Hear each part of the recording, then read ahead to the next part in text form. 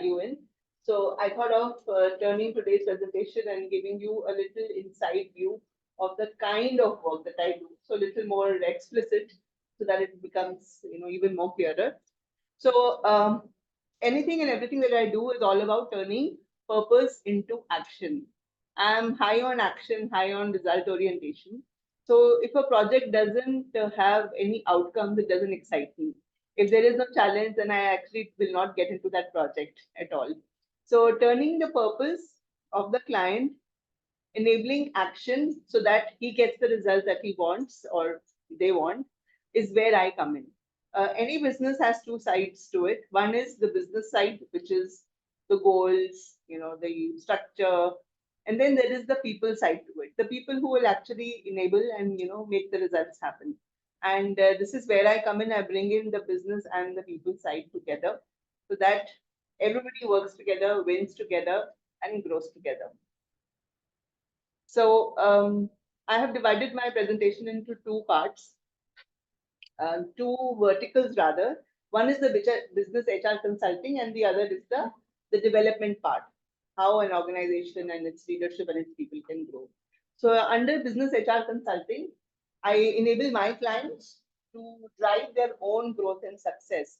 As a coach and a consultant, I can take the horse to the river. I can create the path. I can show the path, but I can't make the person drink it, right? So my approach always is to enable so that people can actually drive their own growth and success. So I'm the catalyst, I'm the enabler, I'm the person who can help them get what and reach where they want to be. And the way to do it is I use a lot of tools, I use a lot of systems, integrated technologies. We start by capturing the gaps. We do diagnostics to understand what is actually missing, what is coming in the way of what they want to achieve, which they have not been able to achieve so far. And thereafter, we define the roadmap. The second vertical is on development. So we start off with assessments. Again, global tools, we've all heard of so many tools like Gallup, we've heard of, the Lumina tools set. We've heard of other tools also like the disk, the extended disk. So I use a combination of tools depending upon what is the need of the client. And as you can see, if you need a 360-degree assessment, then there is a 360-degree tool. If you just need leadership assessment, if you just need personality, understanding, decoding a personality, looking at the three personas that we bring to the table, then there are many assessments that are available. Assessments as the tools are used to understand and dive deeper into the person, whether the person is a leader or a professional or a business owner, to understand what is it that he does and how he actually comes to his work every day, how he shows up, and then how does he behave when he gets triggered, when he's in stressful situations. So this is just to create the awareness so that he's able to actually, deal with the challenges in a much more structured and a much more empowering manner. And that is really where I help the person bring those changes. The third vertical, again associated with the first, second one assessment, is all about learning and development initiatives. When we look at our journey through the years, we've seen how who the person we were, 10 years ago or 20 years ago, we are not the same person anymore. And today we had a knowledge nugget, so imagine that, if we can be somebody who we think we can be, but we really don't have a path, learning and development is one way to creating that path, that roadmap, to becoming the person you wish to become. And through tools like coaching, even individual one-on-ones or even team coaching, or through customized skill development programs, we can learn, we can pick up the knowledge and the skills available to us to really, achieve what we want to achieve. So there is a mindset, and then there is a skill set. And then thirdly, there is a tool set. When we bring all of these three together, or we use what is really missing, we are able to then go about it in a very structured and a holistic way to achieve our goals. So that's where learning and development comes in. Now I'm going to deep dive into business HR consulting and talk about some specific services that I offer. First one is business coaching, which is basically the OKR coaching piece. We all know that, when we look at our goals, if you don't have the right metrics in place, if you're not measuring the lead and the lag indicators, then we will never reach where we want to reach. So OKR helps us stay focused by following a 90-day plan with regular weekly check-ins. So I bring this concept, this way of coaching into my, projects with my clients, where I help them really stay focused on their 90-day goals. And when they get into this habit of doing 90-day goals, suddenly you have done much, much more over the course of 1 year. So it's a great tool. It's a concept which is used by big organizations. Google started it, Intel started it, and then Google took on. And today we have many organizations who are, following the same concept. Talking about business HR consulting, leadership retreats. Now, most organizations today have a view of where they want to go, but people are not talking to each other. And mostly everybody gets so busy. हम office में घुसते हैं, we are all busy with our own, working in our own silos. We have meetings, we have, catchers, we have many things that are on our plate. A retreat is designed in a way where the leadership team can go off-site and talk and decide what they want to do over the next 1 year. It's a good way to interact, a good way to actually, get more friendly, get aligned, looking at one common goal. So the retreats are all about setting the roadmap to achieve the big, hairy, audacious goals. But nobody's talking about what those big, hairy, audacious goals are. So a retreat is to really get people to talking so that they start with clarity and with alignment. Only when you have alignment can you really go on to execution. So again, approach is the same. You plan for the year, you focus on the next 90 days, and you execute with finesse and keep checking in. Again, HR business consulting, we're talking about employee performance management. Most businesses have a challenge when it comes to getting people to perform. Now, they're unable to do that because they themselves don't know what they want people to deliver. The clarity is not there. It's just that we have this blanket statement that people are not doing enough, or they're not really doing because they don't have the skill set. So we understand what is it that they are required to do, and we help the organization implement the PMS, the performance management system. This is really hand-holding because right from organizational goals to functional goals or team goals, and then individual goals, we set down those key results, we set down those KPIs, those metrics, we institute a review mechanism. We've all heard about that you can plan well and then you can do it. If you don't review it, then whatever a person needs to do will not do it. So if we know that I'm going to be reviewed next Monday, a person will know that I have to do this thing. But if there is no review, then people will, normally not do what is required. So a PDCA, a review mechanism really helps us get people to perform. And then even if people are not delivering, not performing the way you're expecting it, then there needs to be this feedback. How do you deliver feedback is also usually important. Because if it is not done well, then people will either stop performing at all, leave your organization, or they will actually do better. So the art of giving the feedback in a good way, in a way that will help, which is called constructively, will help organizations' performance go up. So that's the complete reason performance management system. And then comes HR tech. We were talking earlier today, this morning, about how just, doing manual things can only take organizations so far. If you have a small setup, 20, 30, 50 people, even 50 people is huge actually if you're trying to do everything manually. But using technology as an adoption, like looking at tools which can help you do some things much faster. You don't need to have manual system. It just helps even bring about an environment in which people know that with technology you can't give excuses. So technology also helps to downplay the excuse side of non-performance and actually bring up better results.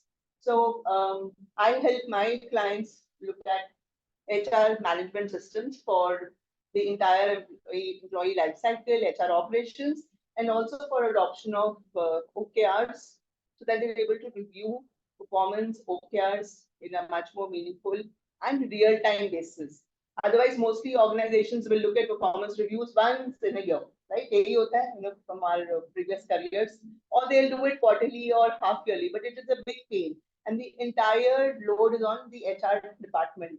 But when you have a tool like an OKR business tool, you're able to do it seamlessly, and the load is not on one function. Everybody is doing their own bit. everybody's uploading and updating their own results. So these are some advantages of going in for HR tech. So like I said, when you have business, you also need people to be engaged, right? They will perform only when they are engaged. So many aspects to employee engagement, bringing back the excitement, the engagement back at work. We do that through surveys, through helping create an employee value proposition. The employee value proposition is all about understanding why do people work with your organization? What is it that makes them come to work? So then those are the things that we want to play up. And then what are their expectations, which we are not being able to fulfill as an organization? That comes to us through our surveys. So meeting, merging the two together, we're able to not just look at, addressing those gaps, but also the wins, celebrating the wins, the recognitions. And obviously, those are things like today we have something playing downstairs. I hope they're looking at some recognition. The music tells us that, and every retreat, offsite, or engagement that I have been part of, I always recommend my clients to make sure they have a section, especially on recognition, because it just boosts people morale. Getting this today is a boost. Thank you. Which takes us to team offsites. So many organizations do team offsites because they just want to, get their people to have some bit of fun. But I say fun karo, but do it, use that opportunity when you're having everybody together. So let's make it teamwork. Let's make it, what's the road ahead? You use that moment to bring people, get them excited, but then let's look at that, are we, when they leave from there, what is it that they're going to take back? What are the immediate next steps that they will, go back and start working on? Times, as an HR head, I have taken, let's say, there are 4 regions, and one region, they did best. Let's say looking at sales revenues. So when you were taken for a offsite, I used to ask them that, okay, let's do a debrief. Like, what did we do so good, which we can repeat? Mostly, the congregations is all about enjoyment, celebration. But if we understand that, how can we do the things that we did well because we got good results? How can we repeat them? Then people are much more, analytical, and then they go back and start repeating the same things. So that's what we do for in different sort of sites. HR governance, small. We've heard of MSMEs having lots of challenges. They do not have a proper HR setup. They don't have letters. They don't have key agreements, and they're always looking for help. So one-stop shop for all HR governance, right from letters to goal setting to performance improvement plans to communications policies. Everything is covered.